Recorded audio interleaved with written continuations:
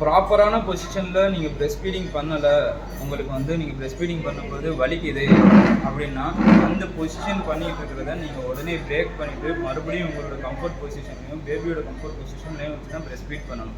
அதை எப்படி ஃபீட் பண்ணிகிட்டு இருக்கிற பேபியை நீங்கள் பிரேக் பண்ணலாம் அப்படின்னு பார்த்தா, பேபியை நீங்கள் வந்து பிரெஸ்ட்டில் ஃபீட் பண்ணிகிட்டு இருக்கும்போது உங்களுடைய ஒரு விரலை வச்சு பேபியோடைய கார்னர் ஆஃப் தி மவுத்தில் நீங்கள் கை விட்டு அவங்களுடைய ஃபீடிங் பண்ணிகிட்டு இருக்கும்போது அவங்கள அப்படியே வாய்க்குள்ள விரலை லைக் விட்டிங்கன்னா அது பிரேக் ஆகிடும்.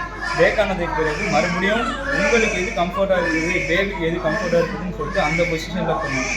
இப்போ நீங்கள் அந்த பொசிஷனில் பண்ணலை அப்படின்னா என்னென்ன பிரச்சனை ப்ராபப்ளி வர்றதுக்கான சான்சஸ் இருக்குதுன்னாக்கா, மதர் பிரெஸ்ட்டில் ப்ராப்ளம் வரும், மதர் பிரெஸ்ட்டில் கட்டி வரும், மதரோடைய நிப்பிள் வந்து இன்வெர்ட் ஆகும், மதரோட பிரெஸ்ட்டில் பால் தங்கி போயிடும்.